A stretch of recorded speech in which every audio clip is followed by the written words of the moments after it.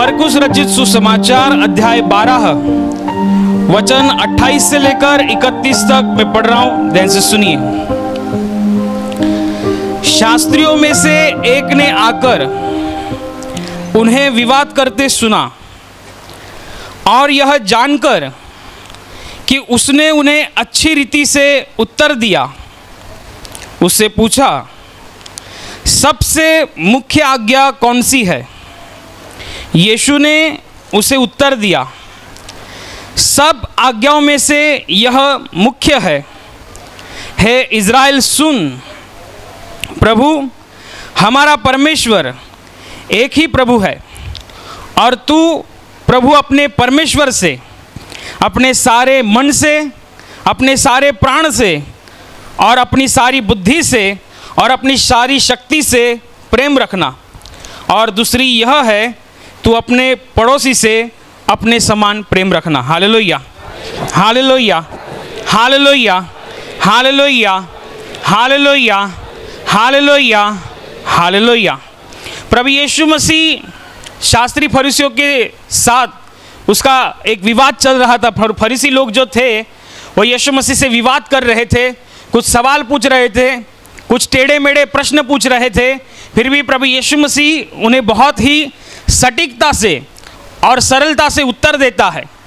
इस बातचीत को एक इंसान देखता है, सुनता है और ये समझ जाता है कि ये लोग कितना टेढ़ा सवाल पूछ रहे हैं। प्रभु यीशु मसीह को भटकाना चाहते हैं या फंसाना चाहते हैं। फिर भी यीशु मसीह पूर्ण शांतिपूर्ण रीति से उनके सारे सवालों का जवाब बहुत ही सटीकता से दे रहा है। इसको ज़्यादा जानकारी है, ये ज़्यादा बातों के विषय में जानता है।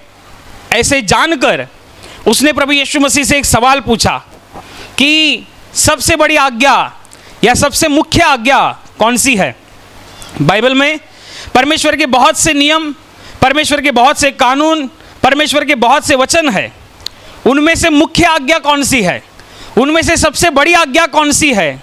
तो प्रभु यीशु मसीह जवाब में यह बताता है कि तू अपने परमेश्वर से सारे मन से, सारे प्राण से, सारी बुद्धि से और सारी शक्ति से प्रेम रखना, और जैसा अपने आप से वैसा अपने पड़ोसी से भी प्रेम रखना। एक अलग शुभवर्तमान में हम जब पढ़ते हैं सुसमाचार की किताब में, उसमें ये यीशु मसीह यो कहता है कि इस आज्ञा की, जैसे कि मुख्य आज्ञा क्या है कि तू अपने परमेश्वर से सारे मन से, सारे प्राण से, सारी बुद्धि से और सारी शक्ति से प्रेम रखना। और बिल्कुल ऐसी ही एक दूसरी आज्ञा है कि जैसा अपने आप से वैसा पड़ोसी से प्रेम रखना। जैसा तुम अपने आप को प्रेम करते हो वैसे पड़ोसी से भी आपको प्रेम रखना है। तो इस बात में प्रभु यीशु मसीह जो हमें बताना चाहता है और पवित्र आत्मा जो हमें गहराई में ले जाना चाहती है, हम उसकी गहराई में जाएंगे। प्रभु यीशु मसीह बताता है कि जब हम परमेश्वर के प्रति प्रेम को व्यक्त करते हैं, प्रेम व्यक्त किया जाता है। प्रेम को बताना नहीं पड़ता, प्रेम चिल्ला चिल्ला कर साबित नहीं होता, प्रेम बोलकर साबित नहीं होता, ये दिखाना पड़ता है। प्रेम को प्रस्तुत करना पड़ता है, प्रेम को प्रकट करना पड़ता है, तब जाकर प्रेम दिखता है। केवल बोलने से, केवल हवाई महल बांधने से प्रेम साबित नहीं होता, केवल ख्याली पुलाव पकाने से प्रेम साबित नहीं होता। उसको प्रस्तुत करना पड़ता है, साबित करना पड़ता है, उसको प्रकट करना पड़ता है। और जब हम परमेश्वर के प्रति प्रेम को प्रकट करें, परमेश्वर के प्रति हमारे प्रेम को साबित करें, तो साबित करते समय हमको क्या करना है, ये प्रभु यीशु मसीह हमें बता रहा है। बहुत ही विस्तार से और बहुत ही सरलता से बता रहा है कि तू अपने परमेश्वर से सारे मन से, सारे प्राण से, सारी बुद्धि से और सारी शक्ति से प्रेम रखना। इसका मतलब जब कभी कोई इंसान परमेश्वर के प्रति अपने प्रेम को दिखाना चाहता है, अपने प्रेम को प्रस्तुत करता है, लेकिन ना उसमें उसका सारा मन होता है, ना उसका सारा प्राण होता है, ना सारी बुद्धि से प्रेम करता है, ना सारी शक्ति लगाकर प्रेम करता है, तो इसका मतलब यह है कि उसका जो प्रेम है उसका जो प्रेम है वो कपटी है, वो ऊपरी तौर का प्रेम है, ये ऊपर वाला प्रेम है। क्योंकि परमेश्वर कहता है जब प्रेम दिखाने की बात आए, जब तुम कहते हो कि प्रभु यीशु मेरा प्रभु है, जब तुम कहते हो कि परमेश्वर जिंदा है, जब तुम कहते हो कि परमेश्वर आज भी सुनता है, जब तुम कहते हो कि परमेश्वर मेरा उद्धार करता है, और जब ये कहते हो तब उसके प्रति जब प्रेम दिखाना है, प्रेम व्यक्त करना है, प्रेम को जताना है, प्रेम को साबित करना है, प्रेम को प्रकट करना है, तो आपको सारे मन, सारे प्राण, सारी बुद्धि, सारी शक्ति से प्रकट करना होता है। और जब हम ये करते हैं तो सही में हमारा प्रेम परमेश्वर के सामने प्रकट होता है। और जब कोई इंसान इस धरती से, अपने इस जीवन से परमेश्वर पर प्रेम करता है, तो परमेश्वर स्वर्ग खोलकर हमें इस धरती पर आशीष देता है। क्या कहता है हो, सारे मन, सारे ये बताना क्यों पड़ रहा है? प्रभु को ये बताना क्यों पड़ रहा है? सीधी बात बोल देता, परमेश्वर से प्रेम करो, सबसे बड़ी आज्ञा ये है, परमेश्वर से प्रेम करो, इतना ही बोल देता तो हो जाता था। लेकिन परमेश्वर को पता है कि मनुष्य जो मैंने बनाए हैं ये सीधी बात नहीं समझते, सब खोल कर रखना पड़ता है, सब कुछ एक अलग अलग कर कर बताना पड़ता है, तब जाकर समझेंगे। इसलिए प्रभु ने आगे जाकर कहा प्रेम करना है तो कैसे करना है? सारे मन से, सारे प्राण से, सारी बुद्धि से, सारी शक्ति से। चलो बोलो मेरे पीछे अभी, कैसे करना है? सारे मन से, कैसे? सारे प्राण से, सारी बुद्धि से, सारी शक्ति से। अभी ये बोलना आसान है, अभी करना, अभी हम आगे आगे समझेंगे कैसा करना है। मन, ये जो मन है वो बहुत चंचल होता है, ये मन का कोई ठिकाना नहीं रहता है। आज आप हो सकता है प्रवचन को सुनेंगे तो आप आत्मा में भरेंगे, बोलेंगे घर पे जाके प्रार्थना करूंगा ही करूंगा। ऐसे ऐसे आत्मा में, क्या इंग्लिश में, मराठी में अच्छा शब्द है, पेटून उठने। आप ऐसे आत्मा से भर जाएंगे, बोलेंगे आज क्या प्रवचन सुना मैं, आज क्या मैं गवाहियाँ सुनी, आज क्या मैं आराधना की, अभी घर जाकर प्रार्थना करूंगा। और जाएंगे ऐसे ही यात्रा करते हुए, घर पे पहुंचेंगे, खाना हो जाएगा, प्रार्थना का समय आएगा तो मन बोलेगा अभी नहीं करना, क्योंकि शरीर भारी हो गया है, कितना तू यात्रा करके आया, शरीर थक गया है, शरीर का भी सुनना पड़ता है, तो सो जा। तो मन ऐसा बोलेगा तो आप कैसा करेंगे? इसलिए बाइबल बताती है सारे मन, आपका मन माने या ना माने, आपका मूड हो या ना हो, प्रार्थना में बैठना ही बैठना है। यही बात होती है हमारा परमेश्वर के प्रति प्रेम व्यक्त करने की। बाइबल में लिखा गया है, जबकि यीशु मसीह और पतरस की पहली मुलाकात जो बाइबल में लिखी गई है, ये पतरस जो था वो मछुआरा था और रात भर उसने श्रम किया, मछुआरी की, लेकिन कुछ नहीं पकड़ा। और वो सुबह का समय आ गया, नदी के किनारे सब लोग, उसके अन्य साथीदार जाला धोकर घर को लौटने वाले थे। ये उनका दिनचर्या था, क्योंकि वो एक मछुआरा था।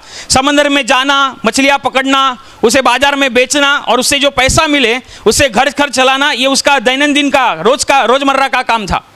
और एक दिन ऐसा भी आता है कि वो कुछ नहीं पकड़ता और दूसरे दिन, अगले दिन यानी कि सुबह, वो नदी के किनारे जाला धोकर घर को लौटने ही वाला था।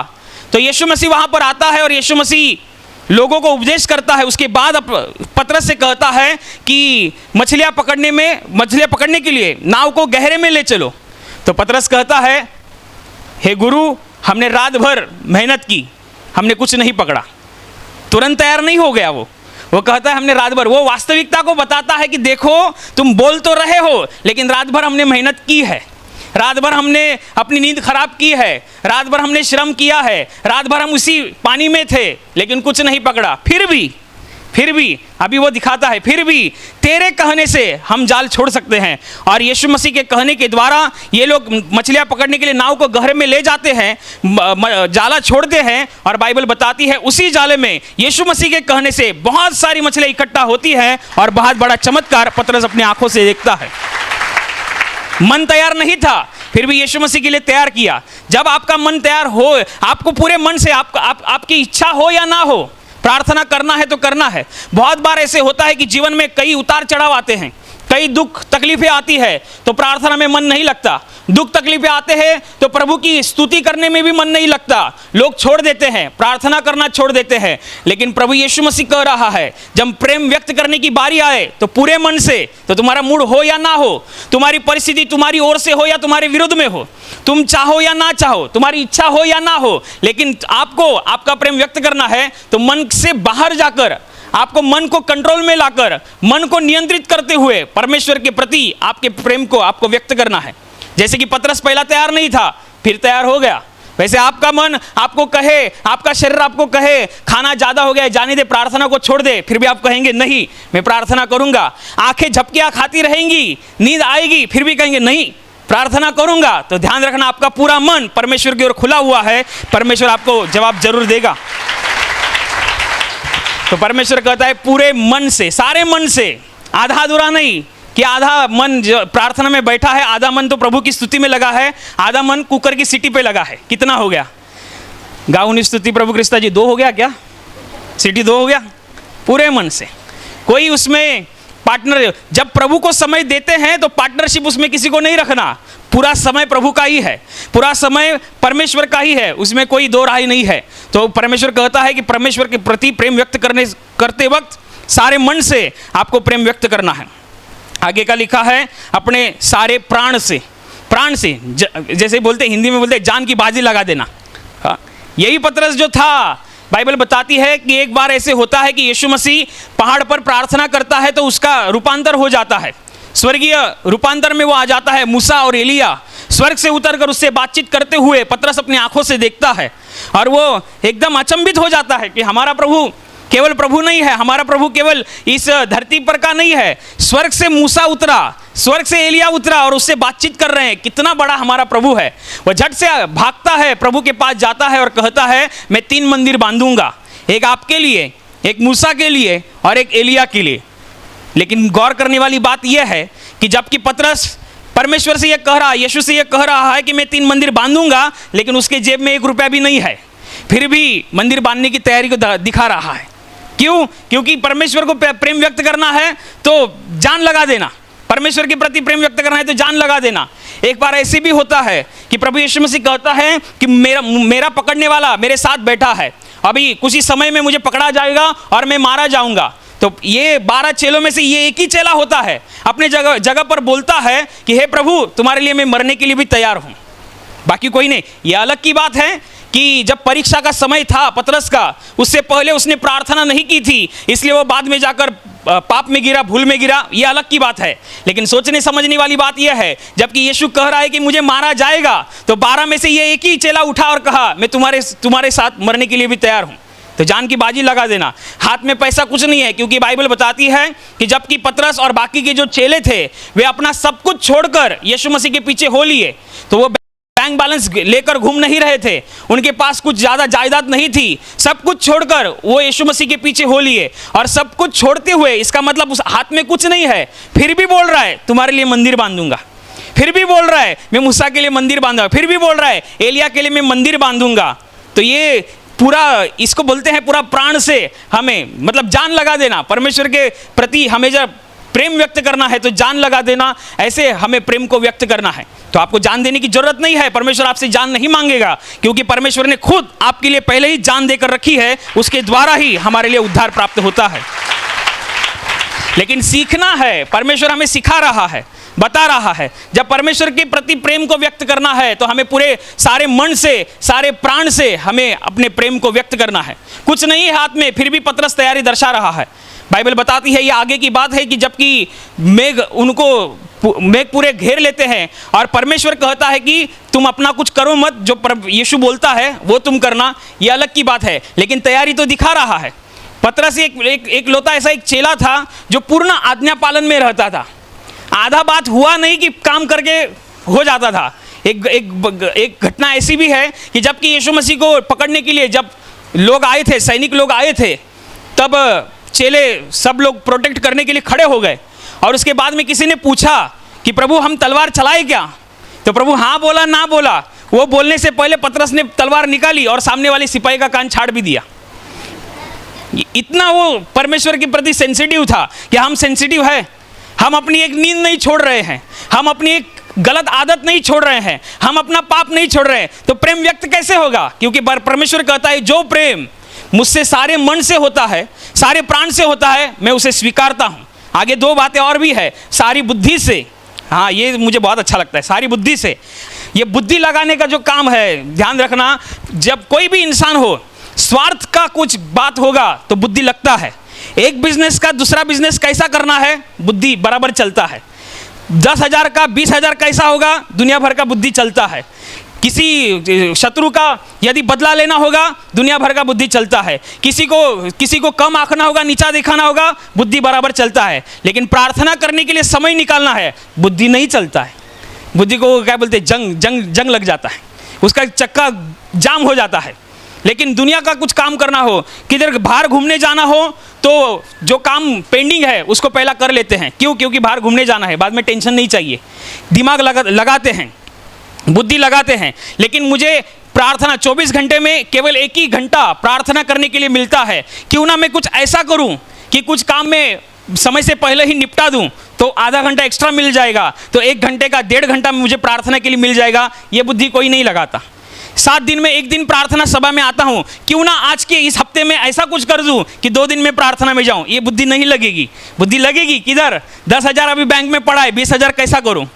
कोई आके स्कीम बता दे तो बहुत अच्छा होगा, कोई आगे इन्वेस्टमेंट का कुछ बता दे तो बहुत अच्छा होगा। तो दुनिया भर का गणित लगाएंगे, सीखने को भी नहीं आया होगा, पढ़ा लिखा भी नहीं होगा, फिर भी उनको ये गणित आता है। 2 का 4, 4 का 16, 16 का 32, 32 का 64 कैसा होता है ये सब समझता है। लेकिन परमेश्वर के राज्य में जब प्रेम व्यक्त करना है, परमेश्वर के राज्य में जब कुछ बोना है, तब वहां पर दिमाग नहीं चल रहा है। लेकिन परमेश्वर कहता है जो प्रेम सारे बुद्धि से होता है, दिमाग लगाते हैं हम, कैसे करें हम? आज शुक्रवार का दिन है, क्या मैं रविवार का भी प्रार्थना में आ सकता हूं? नहीं हो रहा है। क्यों? क्योंकि काम है। क्यों ना मैं वो काम शनिवार का निपटा दूं और रविवार का प्रार्थना में जाऊं?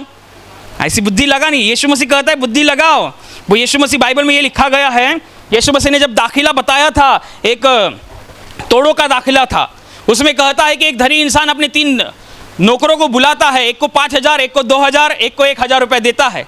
जिसको 5,000 रुपये देता है, बाइबल बताती है वो जो मालिक था वो जाता है कहीं दूर दराज, और जिसको 5,000 रुपये दिया जाता है उस समय में वो 5,000 रुपये के ऊपर और अधिक के 5,000 प्राप्त कर लेता है, और अधिक का 5,000 का मुनाफा कर लेता है। मालिक वापस लौटता है, लेखा जोखा लेने लगता है। वो आता है, कहता है मालिक आपने तो 5,000 रुपया दिया था, लेकिन आपकी गैर हाजिरी में मैंने इस 5,000 रुपये के ऊपर और अधिक के 5,000 कमाए। तो प्रभु यीशु मसीह कहता है, उसका मालिक उसके ऊपर खुश होता है और कहता है हे धन्य विश्वास योग्य दास, तू थोड़े में विश्वास योग्य रहा, मैं तुझे बहुत सारी वस्तुओं का अधिकारी बनाऊंगा, आ मेरे आनंद में सहभागी हो जा। तो आपने इस बात पर गौर किया, जिसको 5,000 रुपये दिया गया था उसने अधिक के 5,000 रुपये कैसे प्राप्त कर लिए? उसने बुद्धि लगाई, उसने बिजनेस किया। बिजनेस करने के लिए बुद्धि मांगता है, बिजनेस करने के लिए दिमाग लगाना पड़ता है। उसने लगाया, क्यों? क्योंकि मालिक खुश होना चाहिए। मालिक ने मुझ पर भरोसा रखा है, 5,000 रुपये दिया है, क्यों ना मैं कुछ ऐसा करूं कि मालिक मुझ पर खुश हो। और हुआ भी। कैसे हुआ? जब उसने बुद्धि को लगाया। उस 5,000 रुपये को रखकर जेब में नहीं रखा, उस आलसी दास के समान कहीं जमीन में गाड़ कर नहीं रखा, उस पे ऊपर बिजनेस किया। बिजनेस करने के लिए दिमाग चाहिए। एक बार बाइबल में लिखा गया है, मराठी में लिखा गया, अन्य कारभाराचे शानपण।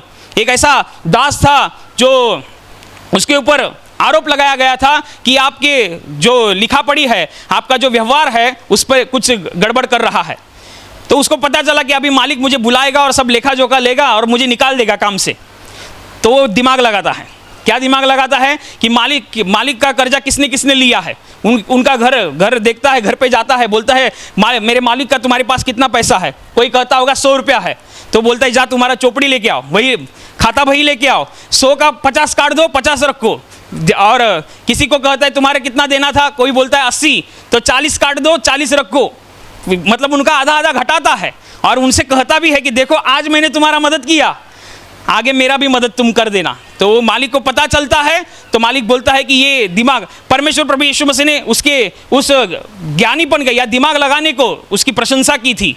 तो इसका मतलब यह है कि जब हमें परमेश्वर के प्रति प्रेम को व्यक्त करना है तो हमें बुद्धि लगानी पड़ती है। अपनी सारी बुद्धि से परमेश्वर के प्रति अपने प्रेम को दिखाना पड़ता है। जब हम इस प्रेम को दिखाते हैं तो ही हम परमेश्वर के राज्य में परमेश्वर के प्रति अच्छी रीति से प्रेम को व्यक्त कर पाएंगे।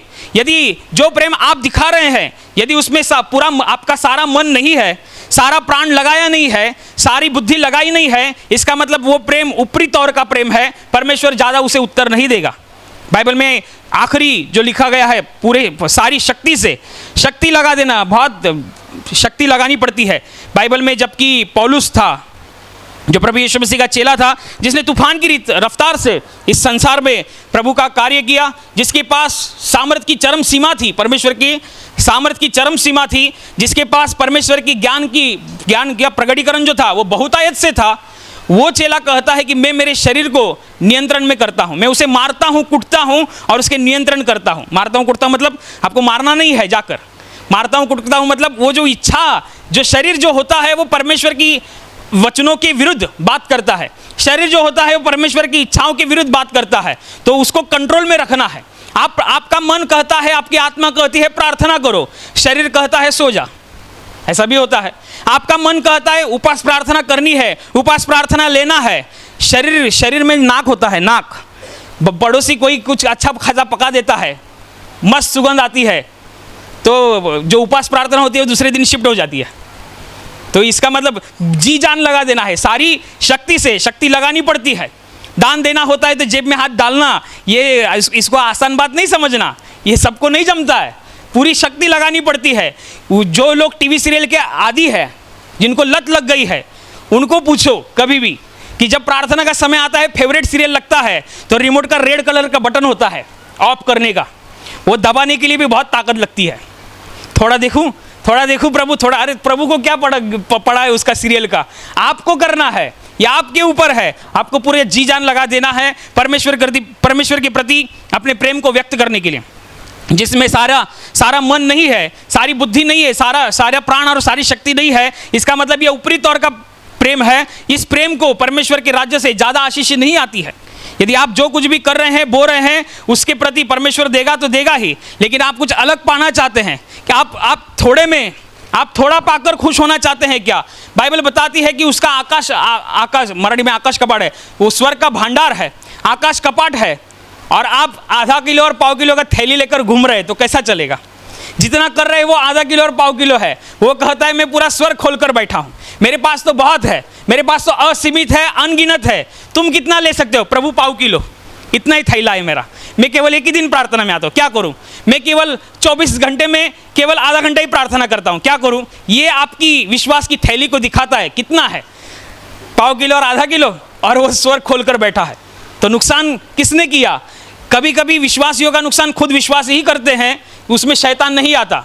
खुद प्रार्थना करना है तो लगा दो जी जान, बाइबल पढ़ना है लगा दो जी जान, आप सेवा कर रहे हैं तो लगा दो जी जान। जब आप ऐसे परमेश्वर के वचन के अनुसार करेंगे तो ये बहुत ही महत्वपूर्ण बात होती है। ये सब बातें होती है केवल हम ऊपरी तौर पर केवल फॉर्मेलिटीज करते हुए, औपचारिकता दिखाते हुए हम परमेश्वर के प्रति प्रेम व्यक्त नहीं कर सकते। ये आपकी जिंदा दिली को दिखाता है, ये आप जीवित है। जब हम हमारे प्रेम में हमारा सारा मन, बुद्धि, प्राण और शक्ति को दिखाते हैं तो आप जीवित है, ऐसे आप साबित करते हैं। लेकिन जब उसमें कुछ होता ही नहीं है तो इसका मतलब ये ऊपरी तौर पर है, ये एक दिन कभी ढल जाएगा, ये प्रेम कभी ठंडा पड़ जाएगा, कभी एक तूफान आ जाएगा, समस्याओं का, सवालों का, परेशानियों का एक तूफान आ जाएगा, तो ये जो आपका ऊपरी तौर का प्रेम है वो कफर हो जाएगा, गायब हो जाएगा। लेकिन जिसने अपने परमेश्वर के प्रति प्रेम दिखाने में सारा मन लगा दिया है, सारा प्राण, सारी बुद्धि, सारी शक्ति लगा दी है, वो कभी ना हटेगा ना टलेगा, क्योंकि परमेश्वर का राज्य उसके लिए सदैव तैयार रहता है। तो हमें ये बात सीखनी है, और उसके अलग आगे एक आज्ञा है, बिल्कुल उसकी तरह है, जैसा अपने आप से वैसा अपने पड़ोसी से प्रेम रखना। ये भी परमेश्वर बहुत अच्छी रीति से जानता है, बहुत अच्छी रीति से उसने लिखा है। परमेश्वर ये कहकर चुप रहता, फिर भी परमेश्वर ने आगे कुछ बताया है कि परमेश्वर से प्रेम करना है और परमेश्वर से प्रेम कैसे करना है। लेकिन और भी कुछ बताता है, वो कहता है जैसा अपने आप से वैसा अपने पड़ोसी से प्रेम रख। यदि आप परमेश्वर के प्रति प्रेम दिखाने जाएंगे और सारे मन, सारी बुद्धि, सारे प्राण, सारी शक्ति ऐसे दिखाने जाएंगे, ये अच्छी बात है। लेकिन परमेश्वर जिस विश्वासी को, जिस आत्मिक इंसान को चाहता है, बिल्कुल हमें ऐसे होना है, ऐसे नहीं जैसे शास्त्री और फरीसी थे। पुराने जमाने में शास्त्री और फरीसी लोग थे, यीशु के काल में वे लोग भी शास्त्रों को पढ़ते थे, उन लोगों को भी वचन पता थे, वे लोग भी प्रार्थना किया करते थे, वे लोग भी दान धर्म किया करते थे, फिर भी उनकी प्रार्थना का उत्तर जैसा का तैसा नहीं आया, परमेश्वर ने नहीं दिया। क्यों? क्योंकि ये लोग, जो औपचारिकता होती है, फॉर्मेलिटीज, प्रार्थना करने के लिए बोला है इसलिए हम कर रहे हैं, बाइबल पढ़ने के लिए बोला है इसलिए हम पढ़ रहे हैं, ऐसी फॉर्मेलिटीज करते जाएंगे तो आपको ऐसा जवाब नहीं मिलेगा। प्रार्थना करना है क्यों? क्योंकि परमेश्वर के साथ समय बिताना है। बाइबल पढ़ना है क्यों? क्योंकि परमेश्वर को और अधिक जानना है। सेवा करना है क्यों? क्योंकि परमेश्वर के प्रति हमारे प्रेम भाव को व्यक्त करना है। फॉर्मेलिटीज के अनुसार हमें कुछ नहीं करना है। जैसे कि बाइबल में लिखा गया है कि यीशु मसीह कहता है कि मंदिर में 2 लोग प्रार्थना करने के लिए गए थे। एक जो फरीसी था, फरीसी जो शास्त्रों का जानकार, शास्त्रों का अध्ययन करने वाला एक इंसान, और वो परमेश्वर के सामने खड़ा रहकर भवन के सामने खड़ा रहकर प्रार्थना करता है कि हे प्रभु, मैं पापी इंसान नहीं हूँ, मैं व्यभिचारी नहीं, मैं चोरी करने वाला नहीं, मैं अधर्मी नहीं, इसलिए तुझे धन्यवाद देता हूँ। और जो मेरे पीछे खड़ा है, जो चुंगी लेने वाला इंसान खड़ा था, प्रार्थना के लिए आया था, उसे कहता है कि मैं इसके जैसा भी नहीं, मैं हफ्ते में 2 बार उपवास करता हूँ, हर एक कमाई का दशांश तुझे देता हूँ। ये इसकी प्रार्थना है। और इसके पीछे ही एक आदमी खड़ा था जो चुंगी लेने वाला था। बाइबल बताती है वो अपने मुंह को नीचे करते हुए अपने सीने को पीटता है और कहता है, हे प्रभु, मुझ पापी पर दया कर। यीशु कहता है इस चुंगी लेने वाले की प्रार्थना सुनी गई और वो धर्मी ठहरकर घर को लौट गया। लेकिन जो सामने खड़ा था फरीसी, जो इतना लंबा लंबा बोल रहा था, फॉर्मेलिटीज बता रहा था, उसकी प्रार्थना का जवाब आया, नहीं आया, घर को लौटा कि नहीं लौटा, कुछ नहीं लिखा है। आप केवल ऐसे फरीसी के समान हमें परमेश्वर के प्रति व्यक्त नहीं होना है। जैसा परमेश्वर चाहता है ऐसे आत्मिक व्यक्ति हमें बनना है। नहीं तो कभी कभी कई लोग परमेश्वर के वचनों को ऐसा फॉलो करते हैं इतना ज़्यादा कि वो लोगों को तुच्छ समझते हैं, लोगों को कम आंकते हैं। सही गलत का फैसला उनको लेना भी बहुत ही कठिन हो जाता है। एक दफ़ा ऐसा होता है कि यीशु मसीह उपदेश करता है और 18 साल से कुबड़ी औरत वहाँ से गुजर रही होती है। यीशु मसीह उपदेश को रोकता है, कुबड़ी औरत के पास जाता है और कहता है, हे स्त्री, तू अपने विकार से चंगी हो चुकी है। और उसके पीठ पर हाथ रखता है। उसी घड़ी, उसी क्षण वो 18 साल की बीमारी से चंगाई को पाती है। और ये फरीसी लोग उठ खड़े होते हैं। ये तो फरीसी लोग हैं, फॉर्मेलिटीज वाले, इनको कुछ लोगों का पड़ा नहीं होता है, प्रेम भाव उनके अंदर होता ही नहीं है। उनको ऐसे लगता है हम प्रार्थना तो करते हैं ना, अरे प्रार्थना करते हैं लेकिन प्रेम तुम्हारे अंदर है क्या? जैसा अपने आप से वैसा अपने पड़ोसी से प्रेम रखना है। तुम बाइबल तो पढ़ते हो लेकिन बाइबल बताती है जैसा अपने आप से वैसा अपने पड़ोसी से प्रेम रखना है। ये शास्त्री फरीसियों का क्या होता था, ये पढ़ते बहुत कुछ थे, करते भी बहुत कुछ थे, लेकिन दिमाग में कुछ नहीं आता था। हमको ऐसा नहीं होना है। उनके पास फरीसियों का आत्मा है, हमारे पास परमेश्वर का आत्मा यानी कि पवित्र आत्मा है। वह सब बातें सिखाता है। ये फरीसी लोग खड़े हो गए और यीशु मसीह को बोलने लगे, तुम क्या कर रहे हो? सब्त के दिन कोई किसी को चंगा मत करो, सब्त के दिन ये काम मत करो। परमेश्वर ने सब्त का दिन आशीषित किया है। किसको बता रहे हैं? यीशु मसीह को। कौन है यीशु मसीह? शब्द का प्रभु, जिसने वो दिन बनाया उसको ही बता रहे हैं कि कैसा करना है इस दिन में, ये दिन को कैसा मनाना है। तो सोचो ये कितना विद्वान होंगे क्या? और वो लोग को भी डांटते हैं, तुम लोग शब्द के दिन क्यों चंगा होने के लिए आते हो? दूसरे दिन आया करो, ऐसा करो वैसा करो। तो यीशु मसीह पूछता है कि शब्द के दिन में प्राण किसी की जान जाना अच्छा या किसी की जान बचाना अच्छा? इतनी सादी बात उनको समझ में नहीं आई। क्यों? क्योंकि वो फॉर्मेलिटीज किया करते हैं। फॉर्मेलिटी, प्रार्थना करना बोला है तो प्रार्थना तो कर रहे हैं, बाइबल पढ़ना बोला है तो बाइबल तो पढ़ रहे हैं, लेकिन हमें परमेश्वर जैसा चाहता है वैसा आत्मिक व्यक्ति बनना है। ऐसे आत्मिक व्यक्ति बनने के लिए पवित्र आत्मा का हमें सुनना है। जैसे वचन कहते हैं, वचन हमसे बातचीत करते हैं, बिल्कुल उसी रीति से हमें परमेश्वर के सम्मुख रहना है, फॉर्मेलिटीज करते हुए नहीं। ये फरीसी लोग फॉर्मेलिटीज करते थे। बाइबल बताती है, जबकि प्रेरितों के कार्य की किताब को पढ़ेंगे तो आपका अध्याय 10 में पतरस और कर्नेलिय एक इंसान था, उसके विषय में पढ़ने को मिलता है। ये कर्नेलिय एक धर्मी इंसान था और एक वक्त ऐसा आता है उसके जीवन में कि वो प्रार्थना करते समय परमेश्वर का दूत उसकी प्रार्थना के समय में आता है और कहता है कि हे कर्नेलिय, तेरी प्रार्थना और तेरे दान परमेश्वर ने स्मरण किए हैं। अभी थोड़ा ध्यान देना, प्रार्थना और दान परमेश्वर ने स्मरण किए हैं, परमेश्वर ने याद किए हैं तूने कितनी प्रार्थना की है, परमेश्वर ने याद किया है कि तूने परमेश्वर के प्रति कितना दान किया है, परमेश्वर ने यह स्मरण किया है। तो वो दान करता था और प्रार्थनाएं करता था, इस वजह से नहीं। यदि आप अध्याय 10 को उसकी शुरुआत के वचनों को पढ़ेंगे तो आपको पता चलेगा वो एक भक्त इंसान था। परमेश्वर के प्रति वो भय रखता था, अपने लोगों को परमेश्वर के प्रति भय रखना सिखाता था, दान धर्म करता था, लोगों को मदद करता था। ये सब बातें मिलकर उसकी प्रार्थना और दान परमेश्वर ने स्मरण किए। केवल प्रार्थना और दान स्मरण किए ऐसा नहीं है, उसका बैकग्राउंड ऐसा था जो परमेश्वर को अच्छा लगा। उसकी जीवनी ऐसी थी कि परमेश्वर को वो भाई, इसलिए परमेश्वर ने कहा कि तेरे दान और तेरी प्रार्थना को मैंने स्मरण किया है। बाइबल में आप जो कुछ भी कर रहे हैं परमेश्वर के प्रति, उसके पीछे आपकी मनसा, उसके पीछे आपकी इच्छा क्या है, ये सब बातें देखी जाती है। बाइबल में लिखा गया है कि विधवा औरत जब दान पात्र में दान करने के लिए गई थी तो उसने 2 रुपए डाले थे। तो वो 2 रुपए सोने के 2 रुपए नहीं थे कि यीशु मसीह खड़ा हो गया। वो सोने के रुपए, 2 रुपए के चांदी के रुपए नहीं थे कि यीशु मसीह खड़ा हो गया। वो 2 रुपए केवल एक सादे 2 रुपए थे। लेकिन उस 2 रुपए डालने के पीछे इस औरत का परमेश्वर के प्रति त्यागपूर्ण प्रेम था, इसलिए परमेश्वर का पुत्र खड़ा हुआ और उसके विषय में, उसके दान के विषय में उसने प्रशंसा की। तो हमें इस बातों को पूरा ध्यान रखना है, चारों ओर से देखते हुए हमें अपने आप को संभालते हुए परमेश्वर के राज्य में चलाना है। केवल एक चीज पकड़कर हम कर नहीं सकते। ऐसे बहुत से लोग मैंने देखे हैं कि जिनको बाइबल कितना कितना बार पढ़ा है फिर भी वचनों का अध्ययन नहीं है। ऐसे कितने लोग देखे हैं जो कितना कितना घंटा प्रार्थना करते थे, लेकिन जीवन में दुख आया, प्रार्थना 1 मिनट का भी नहीं है आज। लेकिन कोई जमाना था तो 4-4, 5-5 घंटा प्रार्थना करते हुए मैंने खुद देखा है। लेकिन एक संकट आया, एक समस्या आई तो प्रार्थना करना भूल गए। मैं इतनी प्रार्थना करता था, तो अरे तू प्रार्थना करता था ये सच है, लेकिन उसमें ना सारा प्राण था, ना सारी बुद्धि थी, ना सारी शक्ति थी, ना सारा मन था। जिसमें सारा प्राण, सारी बुद्धि, सारी शक्ति, सारा मन होता है वो कभी ढलता नहीं है। कितनी भी आंधी तूफान आए वो कभी हिलता नहीं है। वो परमेश्वर का हाथ कभी छोड़ता नहीं, क्योंकि उसे पता है चाहे कुछ भी हो जाए, मरने के बाद सीधा परमेश्वर ही हमें स्वर्ग के राज्य में ले जाएगा। तो बिल्कुल हमें ऐसे करना है, हमें अपना प्रेम दिखाते हुए। और प्रेम जो होता है वो मुंह से शब्दों के द्वारा बयां नहीं होता, उसको जाहिर करना पड़ता है, कभी कभी साबित करना पड़ता है, प्रकट करना पड़ता है। और जब ये करें तो हम अपने सारे मन, सारे प्राण, सारी बुद्धि और सारी शक्ति से करें, और वरन अपने आप से वैसे ही अपने पड़ोसी से प्रेम रखें, चाहे वो कोई भी हो, चाहे कोई भी हो।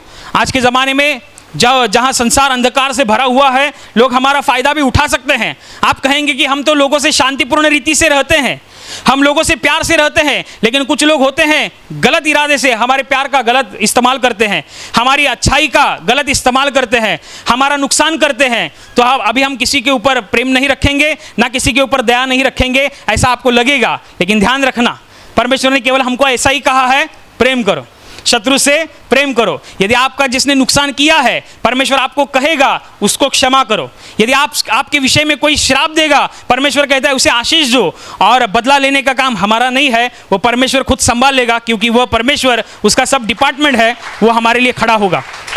तो हमें जाकर वो ईंट का जवाब पत्थर से देने की जरूरत नहीं है, आग का जवाब आपसे आग से देने की जरूरत नहीं है, परमेश्वर पे छोड़ दो। यदि तुम मानते हो कि परमेश्वर जीवित है, यदि तुम मानते हो कि उसने ये वचन कहा है कि क्षमा करो, तो क्षमा करने का काम आपका और मेरा है, बाकी का सब कुछ प्रभु संभाल लेगा। तो ऐसे ही परमेश्वर के प्रति हमें अपना प्रेम दिखाने के लिए सारे मन, सारे प्राण, सारी बुद्धि और सारी शक्ति से, इसलिए स्वर्ग से हमें सहायता मिले, प्रार्थना करेंगे। हालेलुया, हालेलुया, हालेलुया। और अभी प्रार्थना करने का समय है। प्रभु यीशु मसीह ने कहा, यद्यपि तुम मेरे नाम से कुछ मांगोगे तो वह परमेश्वर की महिमा के लिए तुम्हें दिया जाएगा। हाँ, उसका वचन यही सत्य है। वह अपने वचनों को पूरा करना जानता है, वह अपने वचनों को पूरा करने की सामर्थ रखता है। इसलिए हम उसके वचनों पर और सामर्थ के ऊपर विश्वास रखते हुए विश्वास के द्वारा प्रार्थना करेंगे। आपके जिस हिस्से पर बीमारी है उस हिस्से पर हाथ रखिए, और वहाँ हाथ नहीं रख सकते तो अपने सीने पर हाथ रखिए। आपके जीवन में से और शरीर में से हर एक दुख, तकलीफ, बीमारी प्रभु यीशु मसीह के पवित्र नाम इसी क्षण नष्ट हो जाए। आपके जीवन के बंधन और श्राप प्रभु यीशु मसीह ने बहाए हुए पवित्र लहू के द्वारा इसी क्षण टूट जाए। आपके जीवन की समस्या और शैतान का भयावह अंधार प्रभु यीशु मसीह के दिव्य और पवित्र प्रकाश के द्वारा इसी क्षण नष्ट हो जाए। आप पर, आपके परिवार के ऊपर प्रभु यीशु मसीह के महान आशीष आए। आमीन।